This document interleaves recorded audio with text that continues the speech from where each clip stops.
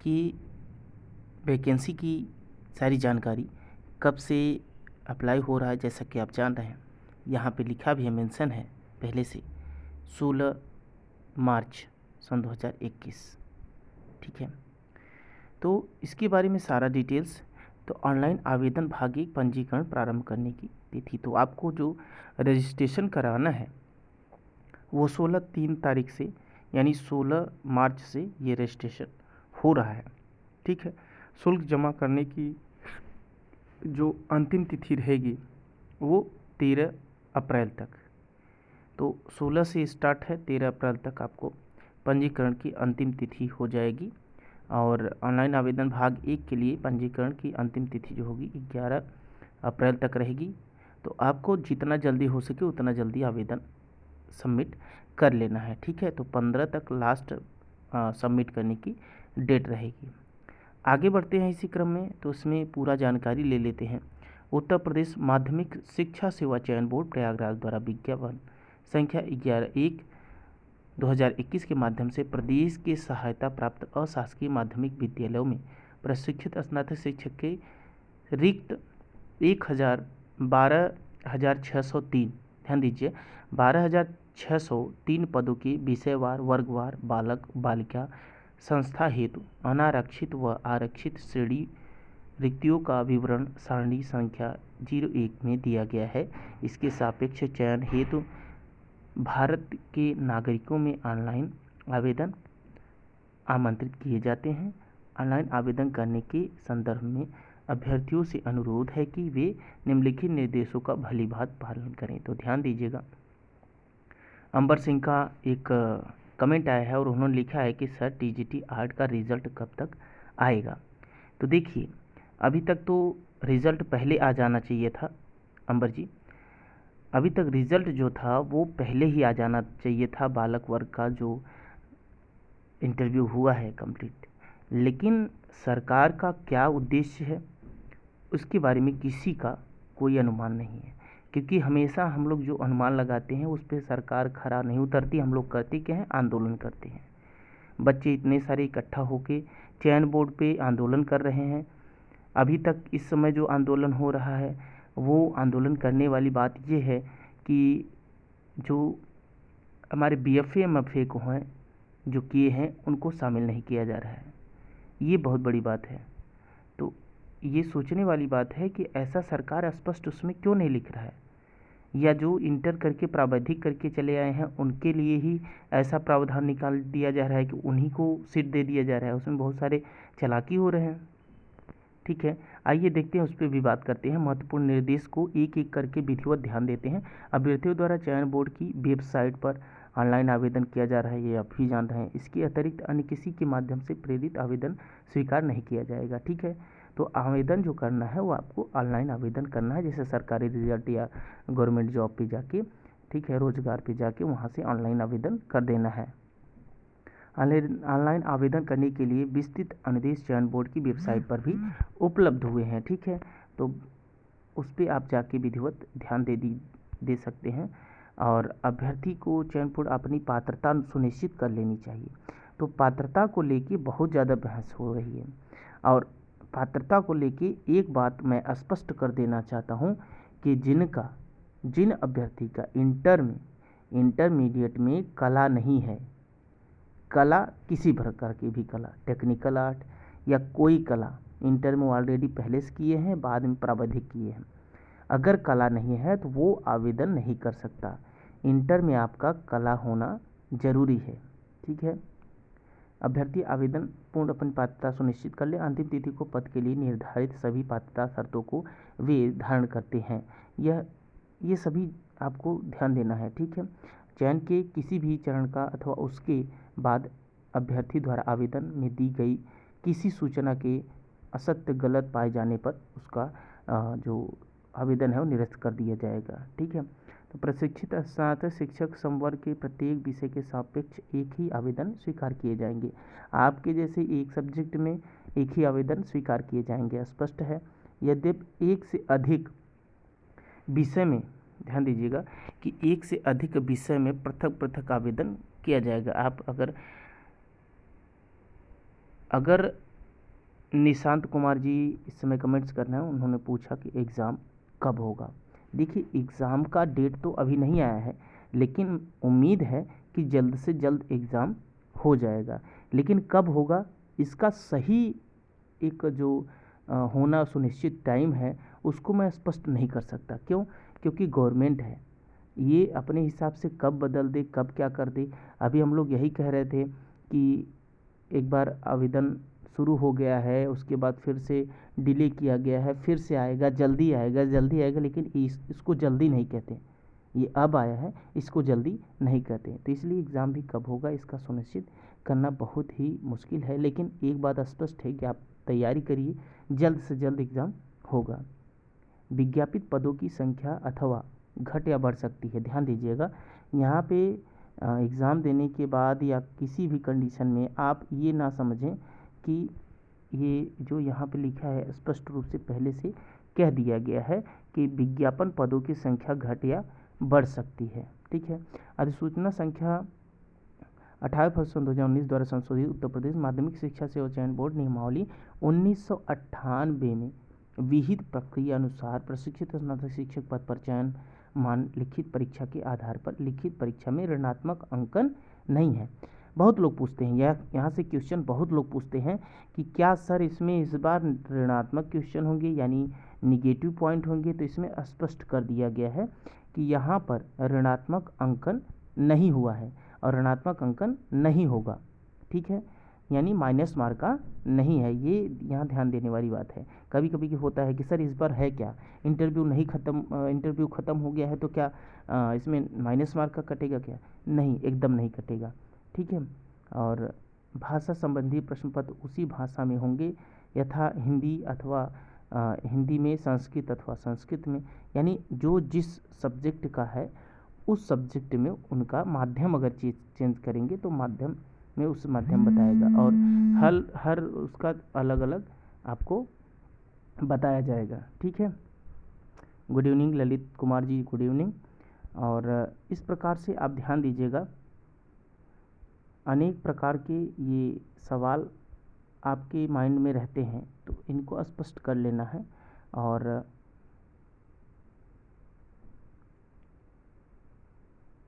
श्याम भारद्वाज जी इस समय ऑनलाइन है और हमारे बीच हैं, तो खुश रहिए श्याम भारद्वाज जी। आप पढ़ाई में मन लगा के खूब पढ़ते रहिए। और आइए, और जो बहुत ही एक स्पष्ट कर देने वाली बात है उस पर भी हम गौर करते हैं, ध्यान देते हैं। तो यहाँ पे बहुत सारे क्वेश्चन ऐसे सॉल्व नहीं हो पाते और बहुत सारे लोगों का ऐसा कमेंट्स आते हैं जो कि मैं जवाब नहीं दे पाता। जैसे कि एग्ज़ाम कब होगा ये मैं भी समझ नहीं पाता, या कोई अगर कोई कोचिंग वाले बता रहे हैं कि एग्ज़ाम इस डेट पे होगा तो वो भी समझ लीजिए गलत बता रहे हैं, क्योंकि वो भी नहीं जानते कि कब होगा। लेकिन मैं स्पष्ट कर देना चाहता हूँ कि जल्दी से होगा और आप अपनी तैयारी करते रहिए। तो यहाँ पे माध्यम की बात हो गई आपका, जैसे संस्कृत का विषय है तो संस्कृत में आएगा, हिंदी का विषय है तो हिंदी में आएगा, अंग्रेजी का विषय है तो अंग्रेजी में आएगा, उर्दू का विषय है तो वो उर्दू में ही पेपर आएंगे। ठीक है। किसी भी आरक्षण का लाभ उत्तर प्रदेश के निवासी के लिए ही अनुमान्य है। ध्यान दीजिएगा कि अगर आप उत्तर प्रदेश के हैं तभी आपको आरक्षण मिलेगा, इसमें स्पष्ट रूप से यहाँ पे मेंशन कर दिया गया है। ठीक है। तो ये बात आप जान लें। आर्थिक रूप से कमज़ोर वर्ग DWS के अभ्यर्थियों हेतु 10% आरक्षण का प्रावधान दिया गया है। ध्यान दीजिएगा कि 10% का आरक्षण का प्रावधान इसमें दिया गया है, स्पष्ट कर दिया गया है। और सिविल अपील के द्वारा मान्य बनाम इतना जो भी है, ये 16 सिविल अपील पारित सर्वोच्च। इसमें कुछ चीज़ें जो हैं कि बच्चे पढ़ने के बाद भी स्पष्ट नहीं कर पाते, उसके लिए मैं बता रहा हूँ कि सत्यापन विधिक नियमावली संबंधी विद्यालय के जरिए माध्यम तत्पर उसकी सेवा का अनुभव के आधार पर बोर्ड द्वारा निर्धारित अधिमान अंक वेटेज, जो वेटेज लगता है 10% प्रक्रिया का, भर्ती प्रक्रिया के उपखंड हैं उनको थोड़ा सा यहाँ पे ध्यान देने वाली बात है।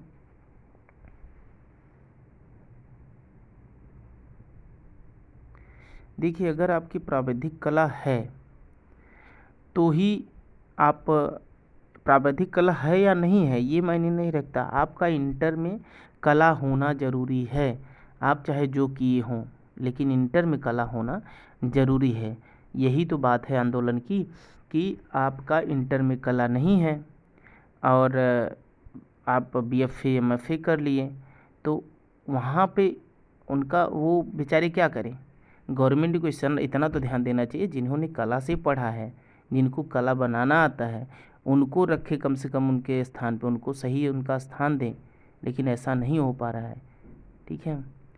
तथा शिक्षा संदर्भ अध्यापक को उसी के स्नातक शिक्षक प्रवक्ता में आवेदन करने के पर ही उनकी सेवा अनुभव के आधार पर बोर्ड द्वारा निर्धारित अधिभार वेटेज का लाभ दे होगा। तदर्थ शिक्षक के रूप में की गई सेवा अवधि की गणना राजकीय कोषागार ट्रेजरी द्वारा वेतन अनुवाद होने के दिनांक से लेकर आंतरिक आवेदन के अंतिम तिथि तक के माध्य की जाएगी। तो मिला जुला के जो होता है ये सब, इसमें आपको कोई लाभ मिलने वाला नहीं है। अभ्यर्थी प्रत्येक प्रकार से पूर्ण आवेदन इसके सापेक्ष शुल्क जमा करने के पश्चात आवेदन सबमिट करने की अंतिम तिथि 15/4/2021। ध्यान दीजिए, अंतिम तिथि 15/4/2021 तक ऑनलाइन सबमिट करने का अंतिम तिथि है। और निर्धारित तिथि के पश्चात कोई भी स्वीकार, ये जो है हार्ड कॉपी या कोई भी जमा करने पे स्वीकार नहीं माना जाएगा। और ऑनलाइन आवेदन अंतिम रूप से सबमिट करने के पश्चात उसके किसी भी संशोधन नहीं किया जाएगा। ध्यान दीजिएगा कि आप जैसे ऑनलाइन आवेदन कर दिए और आपका कुछ गलत है तो वही सर्वमान्य माना जाएगा। ठीक है, ये सब ध्यान दीजिए।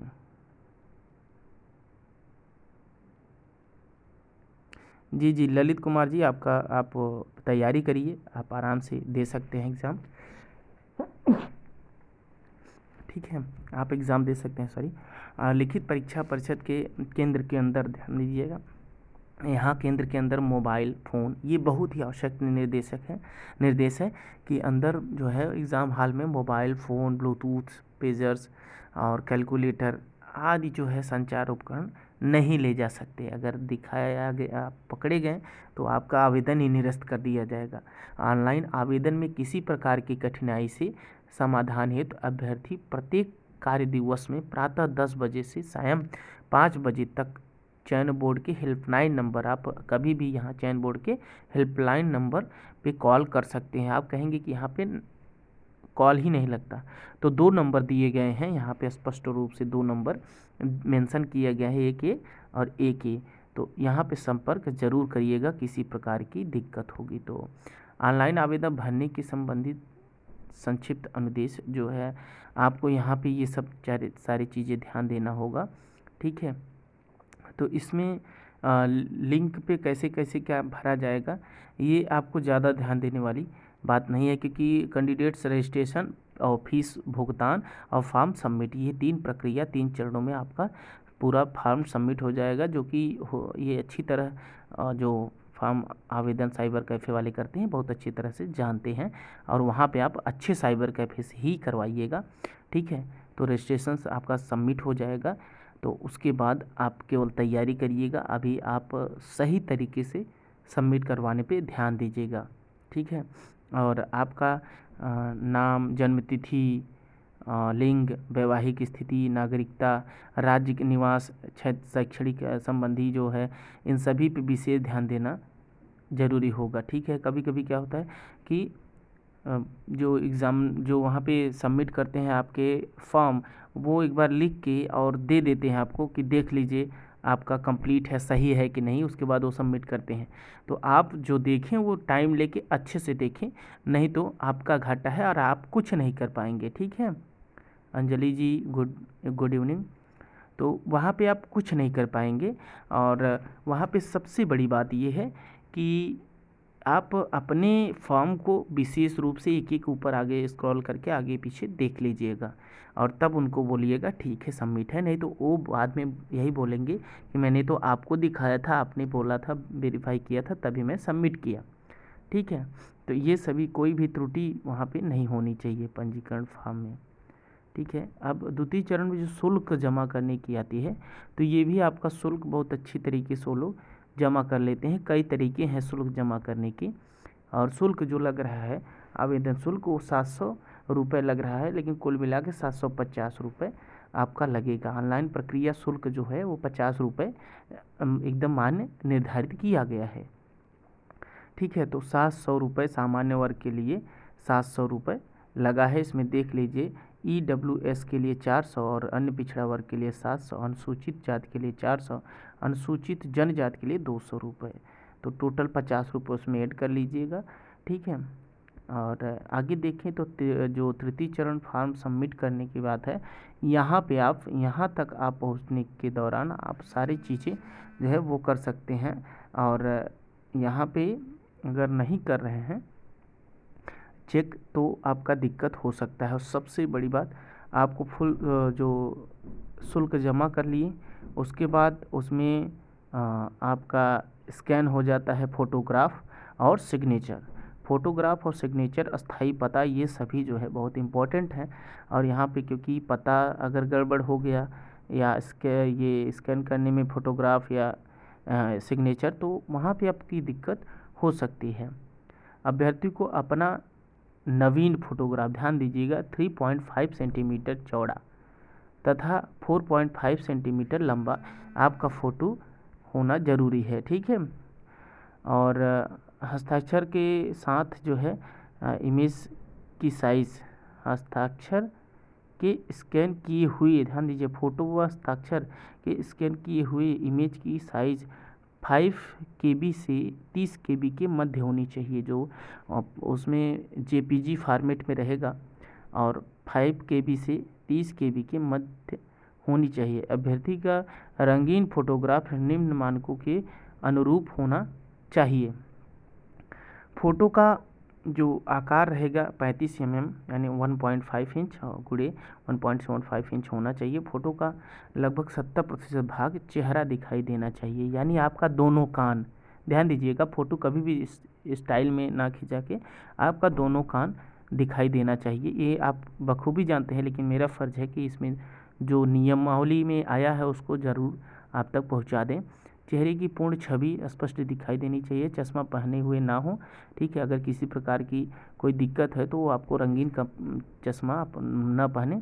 चेहरे के दोनों कानों को साफ दिखाई देने चाहिए और अभ्यर्थी तटस्थ, आंखें खुली और मुंह बंद, ये सब इस तरीके से जैसे एकदम सुसज्जित फ़ोटो खिंचाया जाता है उस हिसाब से फ़ोटो वाला प्रक्रिया करना चाहिए। ठीक है, फ़ोटो की पृष्ठभूमि सफ़ेद या हल्के ग्रे होनी चाहिए। ध्यान दीजिएगा कि फ़ोटो की जो बैकग्राउंड हो गई वो वाइट में ही हो या हल्के ग्रे में हो। ठीक है, अब यहाँ नोट में कुछ दिया है, इसको भी देख लेते हैं। अभ्यर्थी द्वारा समस्त सूचनाएं सही निर्देशानुसार ऑनलाइन भरकर आवेदन फॉर्म का यह दूसरा भाग निर्धारित अंतिम तिथि तक सबमिट नहीं किए जाने की दशा में आवेदन अपूर्ण रहेगा तथा इसका संपूर्ण दायित्व अभ्यर्थी का होगा। ध्यान दीजिएगा इसको। अब रिक्त पदों में क्या कैसे किया जाएगा। ठीक है, तो इसमें जो उसमें दिया है कि 12,603 पद जो आए हैं उसमें से बढ़ा भी दिया जा सकता है, घटा भी दिया जा सकता है। इसके लिए आप कोई भी आंदोलन मत करिएगा। और आयु सीमा जो है वो 1 जुलाई सन 2021 को 21 वर्ष कम से कम होना चाहिए। यानी ये जो अभी जुलाई आएगा उस टाइम आपको 21 वर्ष होना चाहिए कम से कम। 1 जुलाई सन 2021 को 21 वर्ष का अभ्यर्थी होना चाहिए।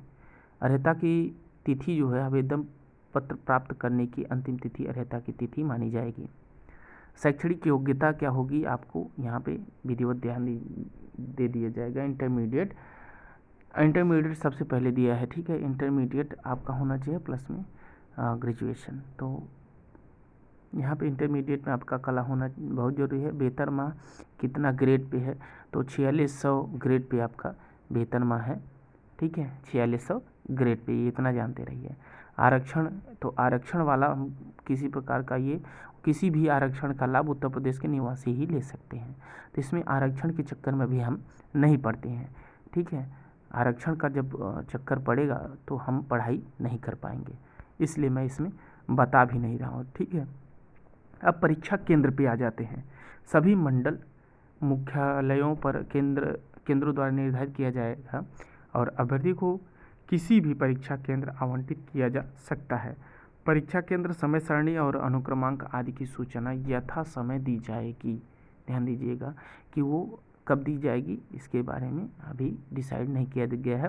यदि कोई अभ्यर्थी बोर्ड द्वारा प्रेषित प्रवेश पत्र के अंतिम केंद्र से इतर केंद्र एवं विषय में परीक्षा देता है तो उसकी उत्तर पुस्तिका का मूल्यांकन नहीं किया जाएगा अथवा अभ्यर्थन निरस्त कर दिया जाएगा। तो नोट जहां लिखा रहे उस पर आप विशेष ध्यान दीजिएगा, जितने भी हमारे स्टूडेंट हैं, अभ्यर्थी हैं, सभी। भर्ती प्रक्रिया जो होगी उसके लिए भी देख लेते हैं। 18 फरवरी सन 2019 द्वारा संशोधित उत्तर माध्यमिक शिक्षा सेवा चयन बोर्ड द्वारा नियमावली 1998 में विहित प्रक्रिया अनुसार मात्र लिखित परीक्षा के आधार पर होगा। अब लिखित परीक्षा के आधार पर स्पष्ट रूप से यहाँ पे कर दिया गया है कि लिखित परीक्षा के आधार पर होगा। ठीक है, नियमावली 1998 में विहित प्रक्रिया मात्र लिखित परीक्षा के आधार पर होगा। यहाँ पे स्पष्ट रूप से ये बात जाहिर है। ठीक है, अब लिखित परीक्षा प्रशिक्षित स्नातक शिक्षक पद के चयन हेतु फ्रेश एवं तदर्श शिक्षक भर्तियों के लिए विषय पर आधारित सामान्य योग्यता की एक लिखित परीक्षा होगी जिसमें 500 अंकों का एक प्रश्न पत्र होगा। ध्यान दीजिएगा, विशेष ध्यान देने वाली बात है कि आपका एक प्रश्न पत्र होगा जो कि 500 अंकों का होगा और प्रश्न पत्र में कुल 125 क्वेश्चन रहेंगे और प्रत्येक प्रश्न के 4 अंक होंगे और सभी प्रश्न करना अनिवार्य होगा। ये स्पष्ट रूप से ध्यान दीजिएगा कि 500 अंकों का प्रश्न पत्र रहेगा, 125 क्वेश्चन रहेंगे और एक प्रश्न का 4 अंक आपको मिलेगा। ठीक है, अगर कोई अंक आप प्रश्न छोड़ते हैं इसका मतलब 4 अंक आप छोड़ रहे हैं, इसलिए आप कोई भी प्रश्न ना छोड़िएगा।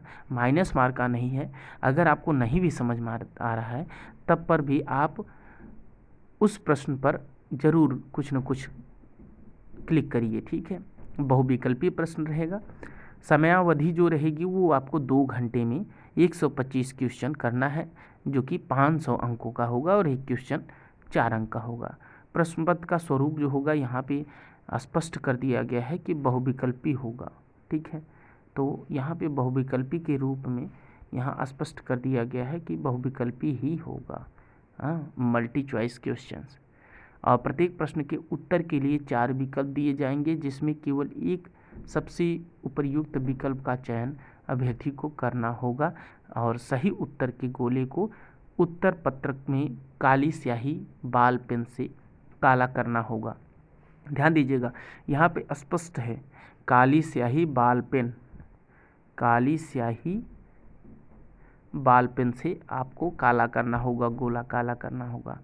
ठीक है, ये बहुत इम्पोर्टेंट यहाँ पे ये सब चीज़ है। तदर्थ शिक्षक प्रशिक्षित स्नातक शिक्षक भर्ती सिविल अपील इतना बनाम संजय बनाम उत्तर प्रदेश शासन अन्य संबंध 16 अन्य सिविल अपील के पारित सर्वोच्च न्यायालय के आदेश में इतना तक इसमें जो है आपका स्पष्ट आप ध्यान दीजिएगा।